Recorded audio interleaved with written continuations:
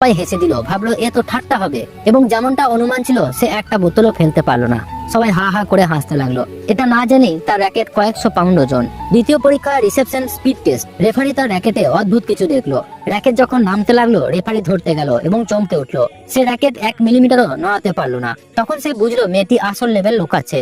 সে অপেক্ষা করতে লাগলো সিঙ্গেলস ম্যাচে সে কি করে। প্রথমে তার বড় বোন নামলো। কয়েকটা এক্সচেঞ্জের পরই পরিষ্কার সে ম্যাচে যোগ্য নয়, একটাও বল মারতে পারলো না। তারপর বড় ভাই, সবাই আশা করলো সে কিছু করবেই করবে, কিন্তু তেমন করতে পারলো না। 1 পয়েন্ট পেলেও স্পষ্ট ছিল প্রতিদ্বন্দ্বী সিরিয়াস হয়ে খেলছে না। তারপর প্রতিদ্বন্দ্বী স্পিনিং ড্রাগন সার্ভিস দিল, সবাই ভাবলো শেষ। কিন্তু মেয়েটি নিজের উপর পূর্ণ বিশ্বাস ছিল। জিততে সে তার 250 কিলো র্যাকেট ছেড়ে দিল এবং একটা সাধারণ র্যাকেট হাতে নিল।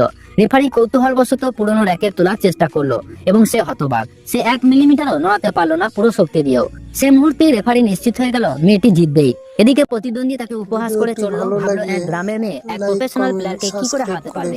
সে আবার স্পিনিং ড্রাগন সার্ভিস দিল। মেয়েটি ভয় না পেয়ে লাফিয়ে পুরো শক্তিতে বল মারলো। সব ধারণা ভুল প্রমাণ করে সে বল ফিরিয়ে দিল এবং প্রতিদ্বন্দ্বী গিয়ে দেওয়ালে ধাক্কা খেলো।